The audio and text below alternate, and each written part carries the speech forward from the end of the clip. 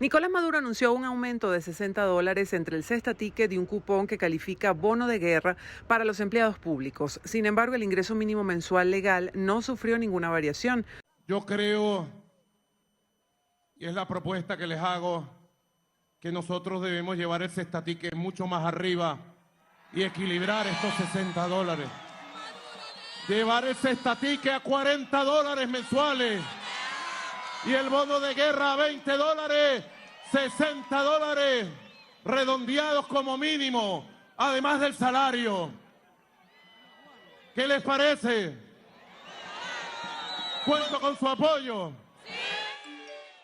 Y además, con este plan de emergencia, porque es un plan de resistencia del ingreso, que nos debe llevar más temprano que tarde a la recuperación del salario en las convenciones colectivas. Debemos llegar más temprano que tarde. Tengan la seguridad y la confianza que vamos a llegar más temprano que tarde a la recuperación total del salario, pero ahora tenemos que resistir y resistir con fuerza. Vamos a aplicar a este cesta ticket de $40 mensuales y a este bono de guerra de $20 el criterio de la indexación. Vamos a indexarlo mensualmente de manera permanente para que no se deteriore con el cambio del valor del dólar. Así que decreto cesta ticket $40 indexado y bono de guerra de $20 indexado, además del salario que los trabajadores ganan. Con puntos de concentración en Chacaíto y Plaza Venezuela, trabajadores se reunieron desde las 9 de la mañana y marcharon por la ciudad de Caracas para exigir mejoras salariales y conmemorar el Día del Trabajador en el país. Prácticamente en este país nosotros pagamos por ir a trabajar, porque lo que cobramos de sueldo no nos alcanza para sustentarnos, para comprar comida, para nada, absolutamente nada. Todavía no he cobrado y ya debo, vivo debiendo, porque tengo que pedir prestado para el pasaje, tengo que pedir prestado para la comida, tengo que pedir prestado para tener los teléfonos. Entonces, lo que tienes es un círculo vicioso, por decirse así, porque vas tapando un hueco con otro y siempre vas abriendo un hueco. Un círculo vicioso donde nunca tienes dinero para nada, pues. La movilización fue acompañada por la dirigencia de los diferentes sindicatos de trabajadores, jubilados y pensionados que hacen vida en Venezuela, así como partidos políticos y sociedad civil. Nosotros lo que queremos es simplemente un salario digno. Dos, el tema de que las deducciones de los trabajadores, queremos transparencia porque son $36 millones que mensualmente los trabajadores nos descuentan y no sabemos por dónde van. Pero lo fundamental y lo que nosotros hoy queremos rescatar es que los trabajadores tenemos dignidad, estamos en pie de lucha y lo estamos demostrando y le decimos al país que tienen que salir en todo el país, porque no nos queda más remedio sino es cada día organizarnos para lograr en el 2024 un cambio. No puede ser que con tanta crisis un pensionado, un jubilado, un trabajador activo pueda sobrevivir con $5 mensual. Aparte de eso, también te estamos exigiendo que tiene que rescatar el sistema público de salud. En estos momentos nuestros viejos y trabajadores activos se están muriendo porque no pueden asistir a un centro de salud, porque no tienen cómo comprar su medicina y esto trae como consecuencia que la enfermedad avanza y al final fallece. Bien triste envejecer en Venezuela. Qué triste cuando te acuestas todas las noches y tú no sabes cómo carrizo vas a hacer para poder comer mañana, cómo vas a hacer mañana para poder conseguir tus medicamentos. Pese a que en un primer momento la movilización tenía como punto de llegada la sede del Ministerio Público en Parque Carabobo, un contingente de la Policía Nacional Bolivariana impidió el acceso de los manifestantes en la Avenida Universidad, por lo que la marcha finalizó en los alrededores de la Plaza Morelos. Nosotros les pedimos que negociaran, son 300 metros y ahí no hay nadie, no hay ningún evento. Es sencillamente quieren invisibilizar la protesta de los trabajadores. El miedo que le tienen a los trabajadores, pero además el temor de que a nivel nacional vean que la movilización que hizo el Ejecutivo Nacional pagando es una nimia movilización pequeña, que ni siquiera iguala a la movilización majestuosa que hizo el movimiento de los trabajadores con su propia fuerza, porque aquí vinimos porque nos dio la gana y porque nadie nos trajo. Nadie nos pagó. Trabajadores exigen un aumento salarial que pueda cubrir la canasta básica, como lo establece el artículo 91 de la Constitución. De lo contrario, seguirán en las calles exigiendo sus derechos. Desde Caracas, Venezuela, Irene Mejías. A través de la licencia general número 42, el Departamento del Tesoro de Estados Unidos autorizó negociar con la Asamblea Nacional electa en 2015 o su comisión delegada cualquier deuda de la administración de Nicolás Maduro o Petróleos de Venezuela. La licencia no autoriza la celebración de acuerdos de liquidación, contingentes o de otro tipo, sino que las partes que hayan negociado un acuerdo de conciliación deberán buscar una licencia específica que les permita concretar dicho acuerdo, así lo explica el documento. La Oficina de Control de Bienes Extranjeros tiene el objetivo de implementar una política de otorgamiento de licencias favorable en relación con la negociación de un acuerdo de conciliación.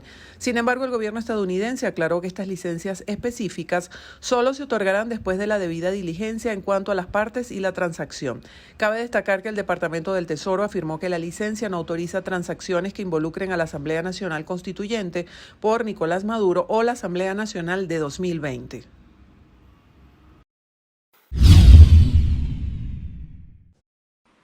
Por segundo año consecutivo, Nicolás Maduro no anunció el aumento del salario mínimo en Venezuela como parte de la conmemoración del Día del Trabajador el pasado 1 de mayo en el país. Sin embargo, en este 2023 el incremento viene por parte de los bonos de alimentación y guerra, los cuales se ubican actualmente en $40 y $30 respectivamente. En las calles de la capital, ciudadanos consideraron insuficiente dicho incremento, especialmente pensionados y jubilados, a los que el ajuste solo les abarca $25 y $49 respectivamente, según lo anunciado este mismo martes por el ministro del Poder Popular para el Proceso Social del Trabajo, Francisco Torrealba. La actitud del compañero Will Rangel, que no hizo una mención acerca de los jubilados y pensionados. Yo entiendo la situación económica que está viviendo el país en estos momentos. Se está haciendo un gran esfuerzo por la situación de los bonos, pero se dejaron a los jubilados y los pensionados por afuera y no se hizo ni siquiera una mención especial de una esperanza. ¿Quién vive con eso? ¿Qué compras tú con eso? ¿Qué vida le das tú a una persona con eso? Nada. Todos necesitamos, imagínate tú, una persona mayor, ¿cómo vive con un sueldo mínimo? ¿Será que compre un cartón de huevo y vaya picando la mitad de un huevo y se lo coma por día? Pero del resto no estoy de acuerdo para nada.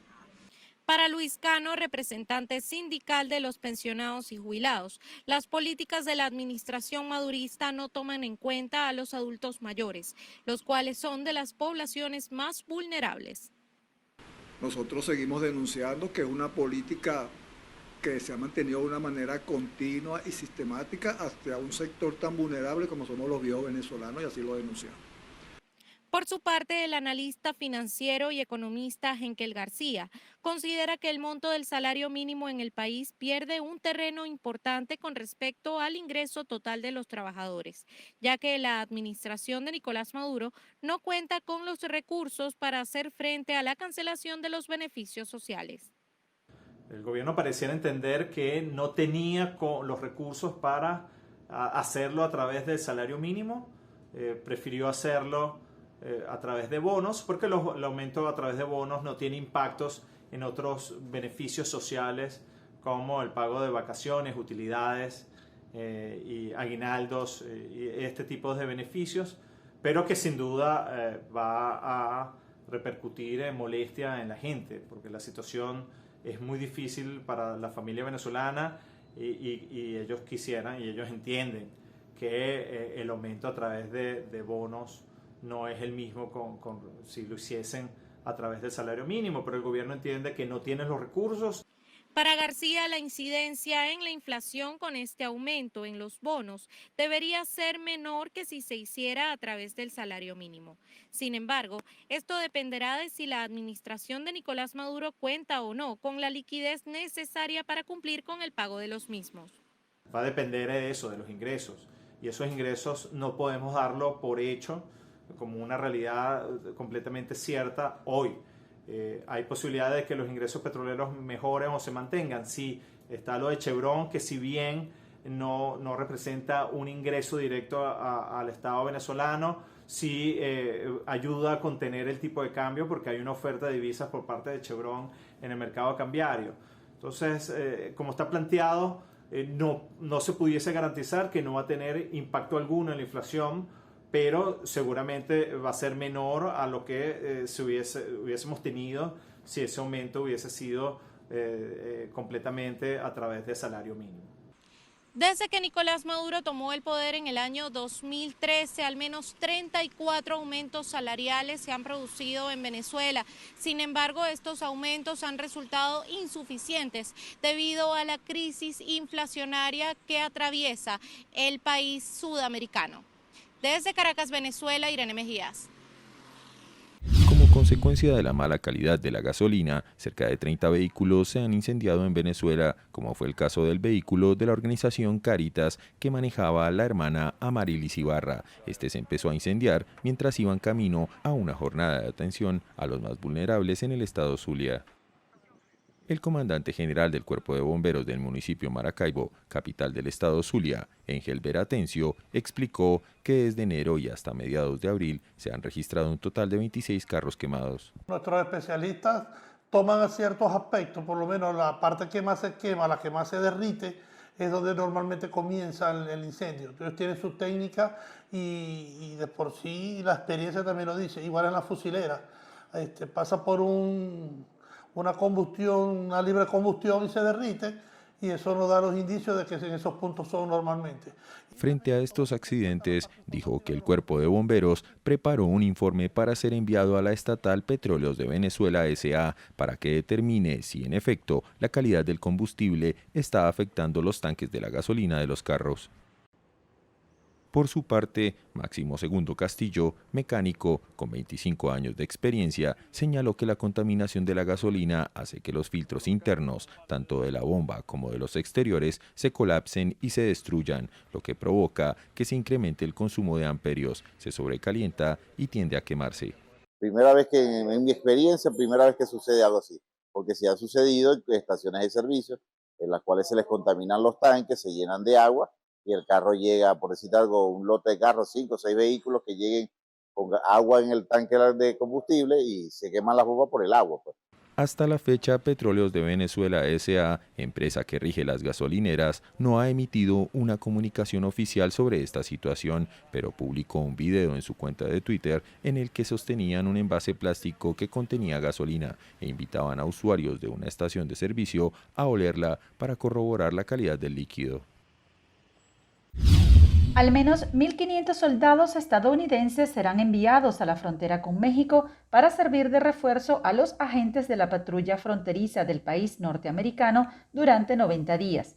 El motivo de la decisión del Pentágono se debe a un posible aumento del flujo migratorio en el paso fronterizo tras el levantamiento a partir del 11 de mayo del Título 42, una medida que engloba restricciones vigentes de salud pública para realizar expulsiones de migrantes indocumentados. De acuerdo con fuentes oficiales, las unidades militares ayudarán a la Oficina de Aduanas y Protección Fronteriza con el transporte, tareas administrativas y la detección de narcóticos, por lo que no realizará labores de control migratorio como la detención o procesamiento de migrantes. Por su parte, el presidente mexicano Andrés Manuel López Obrador expresó que su gobierno respeta el despliegue de miles de militares estadounidenses en la frontera común ante el esperado flujo migratorio por el próximo fin del Título 42.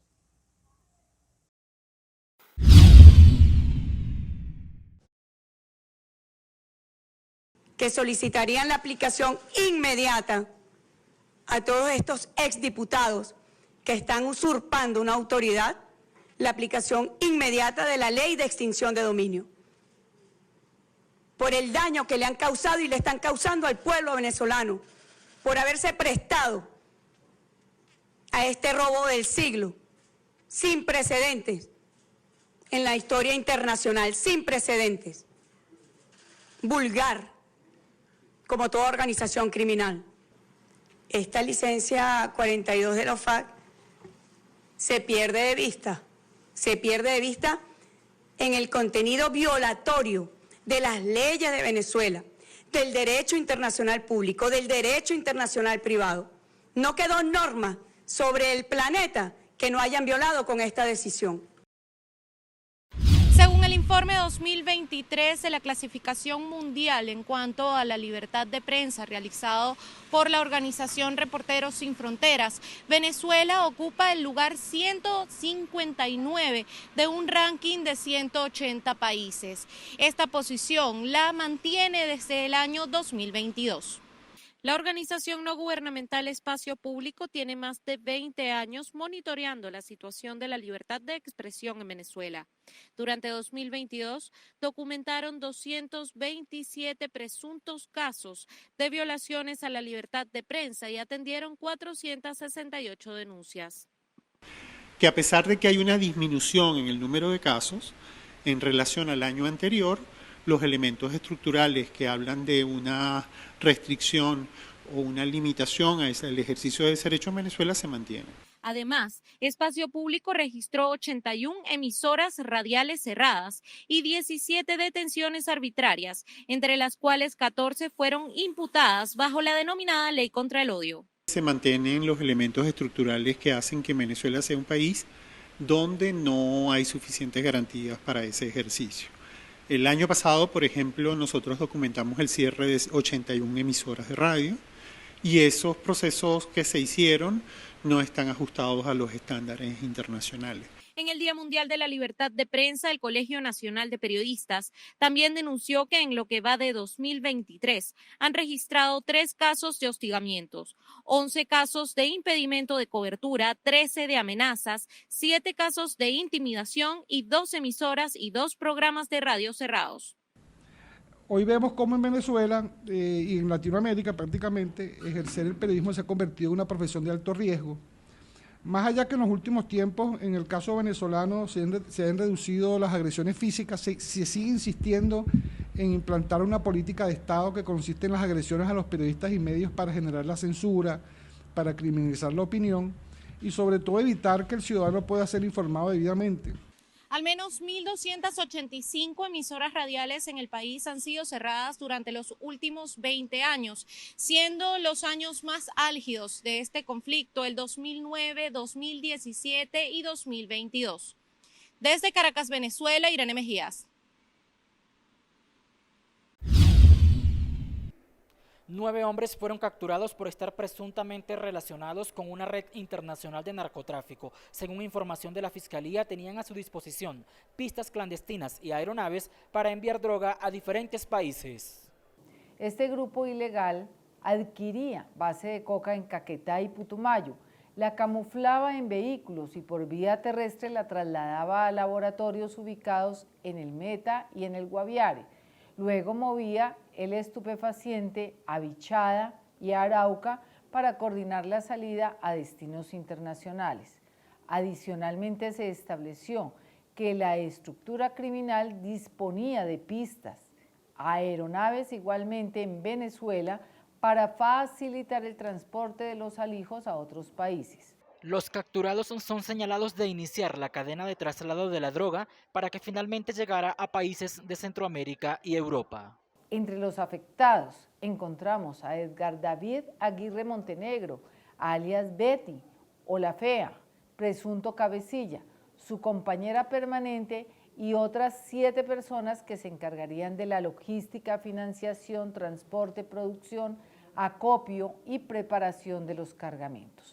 Los procesados no aceptaron los cargos, pero aún así se les dictó medida de aseguramiento en centro carcelario. En Bogotá, Miguel Cardosa, BPI TV.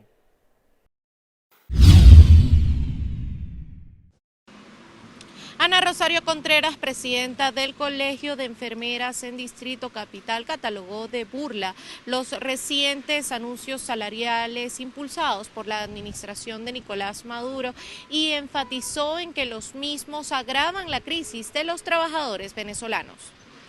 Hoy vemos cómo se elimina fácticamente el salario mínimo y con ello las tablas salariales de los trabajadores públicos y nos coloca en la situación de indefensión.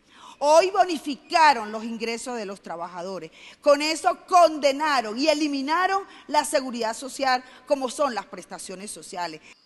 Contreras afirmó que los trabajadores se mantienen realizando asambleas y consultas a las bases para establecer estrategias de calle y nuevas movilizaciones.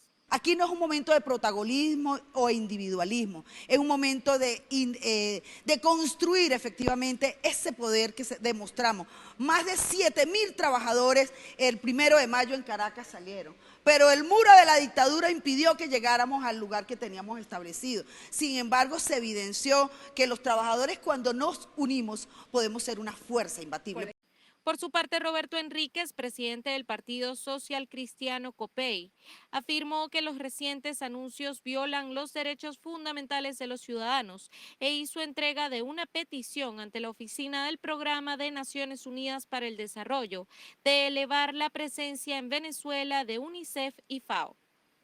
La situación que está pasando en el país con el pueblo venezolano en general, pero especialmente con los niños y con los ancianos, es trágica. Y nosotros hoy venimos no solamente a denunciar que Maduro viola los derechos humanos cuando se niega a darle un salario justo al pueblo venezolano, cuando se niega a darle pensiones justas a los jubilados venezolanos, sino que además de denunciar eso, estamos pidiéndole al PNUD que eleve la presencia en Venezuela y que busque los mecanismos para elevar la presencia en Venezuela que proteja a los niños y a los ancianos del país. Trabajadores aseveraron que se mantendrán en las calles y no descartan irse a un paro técnico de no ser escuchadas sus exigencias. Desde Caracas, Venezuela, Irene Mejías. Esa asamblea decidió libérrimamente trasladarse para ser realizada aquí en la autopista del centro, la Guaycaipuro, y aquí llegamos los trabajadores. Sin embargo, las fuerzas policiales trataron de interrumpir, primero trataron de amedrentar y posteriormente empezaron a reprimir cayéndole a golpe a los trabajadores. El compañero José Bastida en estos momentos lo tenemos en el hospital clínico universitario con un preinfarto como consecuencia de la golpiza que le dieron a estos ciudadanos que dicen que no reprimen, pero que son más represores y asesinos que cualquiera. Ante esa situación, nosotros decidimos mantenernos aquí y aquí no vamos a salir hasta tanto no cumplamos el itinerario que venimos a aclarar. Esta semana nosotros tenemos el día lunes un paro nacional de todos los estados del país. Los 23 estados del país, una marcha, una movilización en cualquier canal, todo para la calle. Entre ese lunes y el martes hay una consulta a nivel del magisterio, de los universitarios y de todos en función de un paro de 72 horas que vamos a declarar en la próxima hora. Y de ser así lo estaremos declarando la siguiente semana. Y de igual manera estamos preparando las condiciones para irnos a un paro nacional indefinido. Oigan todo, ¿cómo podemos participar? ¿Cómo podemos rechazar el aumento? El día lunes llegó la hora, compañeros, suene su cacerola a partir de las 7 de la noche. El canciller chileno Alberto von Klaveren confirmó que un avión procedente de Venezuela llegará a Arica, en el norte de Chile, la madrugada del próximo domingo para recoger a un grupo importante de migrantes venezolanos que se encuentran varados en condiciones críticas en la frontera entre ese país y Perú. A los migrantes que viajarán desde Arica se sumará otro grupo menor de venezolanos que se encuentra en Perú. El ministro de Relaciones Exteriores de Chile informó que todos ellos han sido previamente empadronados y registrados por el consulado venezolano para evitar que personas que tienen orden de arraigo ocupen esta posibilidad. La repatriación de los migrantes, que se llevará a cabo a través de una aerolínea privada, es parte del programa Retorno a la Patria, impulsado por Nicolás Maduro, que financiará la operación. Así lo indicó el canciller chileno, quien además calificó como un avance la medida acordada con las autoridades venezolanas. Desde hace varias semanas, cientos de migrantes que decidieron salir de Chile, la mayoría de ellos de nacionalidad venezolana y haitiana, se encuentran varados en la frontera entre Chile y Perú en condiciones críticas y sin documentación para entrar a otros países de la región.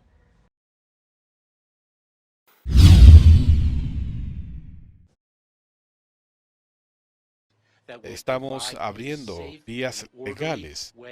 Van a brindar una forma segura y ordenada para que los individuos que califican para recibir asistencia bajo las leyes de Estados Unidos puedan llegar a salvo al país. Estamos edificando sobre el éxito de nuestro programa de perdones anunciado el 5 de enero para ciudadanos de Cuba, Haití, Nicaragua y Venezuela.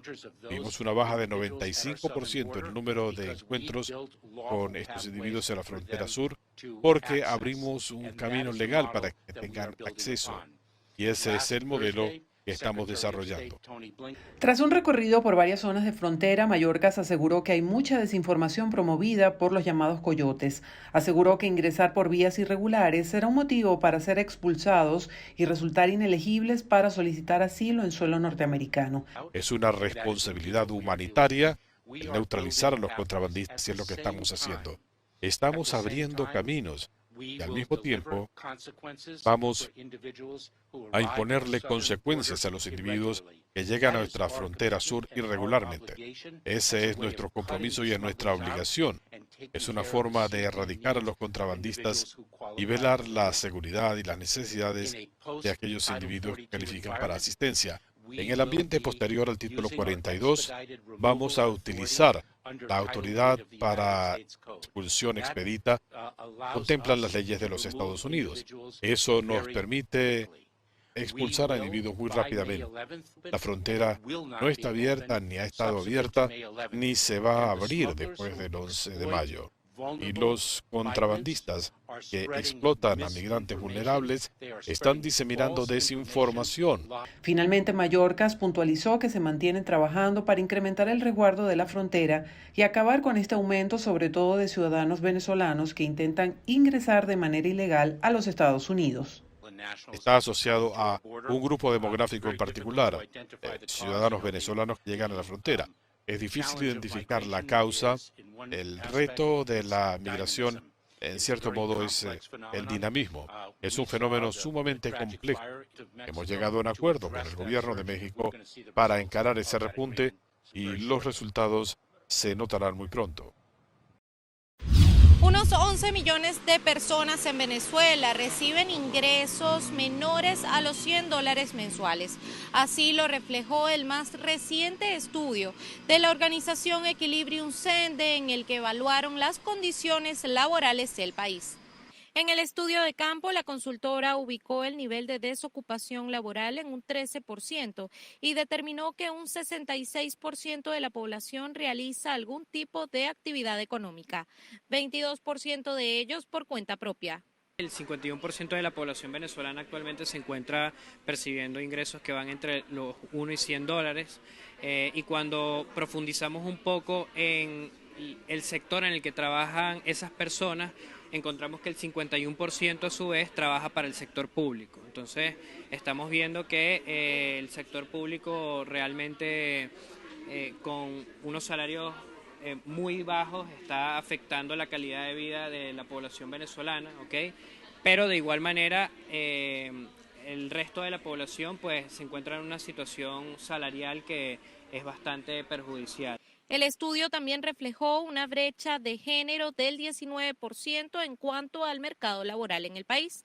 76% de los hombres se encuentran empleados frente a un 57% de mujeres. Los hombres están percibiendo mejores ingresos que las mujeres, ¿ok? Las mujeres están, digamos, quedando estancadas en términos de ingreso, en términos de salario, tanto por temas de tener que atender diversas responsabilidades que digamos se asumen socialmente, de tener que atender el hogar, tener que hacer múltiples cosas. Entonces eso las perjudica en términos de ingreso y en términos de capacidad de adquisición, pues. Con respecto al pluriempleo, la encuesta encontró que 1 de cada 3 venezolanos se ven obligados a tener más de un trabajo para sostenerse económicamente. Relacionado con los bajos ingresos que tienen los empleos en Venezuela, un 30% de las personas tienen en la actualidad más de un empleo, ¿no? Hacen varias cosas para resolver, ¿no? ¿Esto soluciona o no soluciona sus problemas de ingresos? Sí. Lo que hemos encontrado es que en los segmentos que ingresan más de $150 son las personas que tienen más de un trabajo, ¿no? ¿Quiénes son los que están peores? 2 segmentos. Uno, los adultos mayores, que son fundamentalmente empleados públicos, pensionados, y los jóvenes entre 18 y 24 años que están teniendo fuertes dificultades para insertarse en el mercado laboral. Pero sí, en efecto, el multitrabajo, multiempleo, llegó para quedarse y es una solución a los bajos ingresos del país.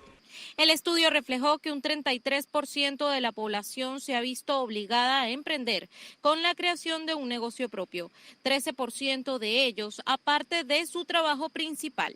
Por último, la encuesta afirmó que solo un 2% de la población gana más de $500 al mes y además solo un 9% de la misma tiene capacidad de ahorro. Desde Caracas, Venezuela, Irene Mejías. Una delicada polémica se presenta en el país por los enfrentamientos públicos entre el presidente Gustavo Petro y el fiscal general de la Nación, Francisco Barbosa. Todo inició recientemente porque Petro acusó a un integrante de la fiscalía de supuestamente favorecer a grupos criminales, a lo que el fiscal respondió de manera contundente. Petro inició la más reciente controversia insinuando en Twitter una supuesta actuación ilegal del fiscal Daniel Hernández que favorecería al Clan del Golfo. Este mensaje fue respondido por Barbosa, señalando que el mandatario le puso una lápida a su funcionario. Ese funcionario, Daniel Hernández, es un funcionario que fue víctima de la masacre de La Rochela porque fue asesinado por los paramilitares su padre. Decirle a una víctima que fue reconocida además en una sentencia de la Corte Interamericana como una víctima por el asesinato de su padre por parte de los paramilitares, que es un defensor de los paramilitares, es una acusación gravísima. Si le llega a pasar algo a la familia de Daniel Hernández o a Daniel Hernández, independientemente de las investigaciones que adelante la Fiscalía contra ese fiscal o contra cualquier hecho, o su familia, o ese menor de edad que es un sujeto de especial protección, es un menor de edad que tiene sujeto de especial protección y fue fijado en ese trino por Gustavo Petro. Gustavo Petro es responsable de la muerte de esas personas. El fiscal general también reivindicó su independencia en el cargo. A mí que no me venga con la historia el presidente Gustavo Petro de venir y achacarle a la Fiscalía General de la Nación en una política no de jefe de Estado, sino de tuitero de oposición, de su propio gobierno y de la institucionalidad colombiana, de decirle a la Fiscalía General de la Nación que es que la Fiscalía tiene que empujar las investigaciones. Él no es el fiscal general de la Nación y nadie lo eligió para ser fiscal general de la Nación. El fiscal general de la Nación soy yo. Por ese comentario, Petro le respondió hoy desde España diciendo que tiene facultades sobre la Fiscalía. El fiscal olvida una cosa que la Constitución le ordena. Yo soy el jefe del Estado, por tanto el jefe de él. El artículo 113 de la Constitución Política establece que en Colombia hay 3 poderes, ejecutivo, legislativo y judicial, los cuales son autónomos. En cumplimiento de esta función del Estado, los jueces en sus providencias solo están sometidos al imperio de la ley, mientras los fiscales, además, están regidos por estrictos controles de legalidad en sus actuaciones. El fiscal general de la Nación, quien ostenta calidades de magistrado de alta corte, no tiene superior jerárquico y es elegido por la Corte Suprema de Justicia de terna elaborada por el presidente de la República. Es un funcionario cuya misión está claramente regulada por el orden jurídico y enmarcada en la autonomía e independencia de la rama judicial. Después del comentario de Gustavo Petro, varios exfiscales generales de la Nación reaccionaron, asegurando que legalmente el fiscal tiene autonomía y no depende del Ejecutivo. En Bogotá, Miguel Cardosa, BPI TV.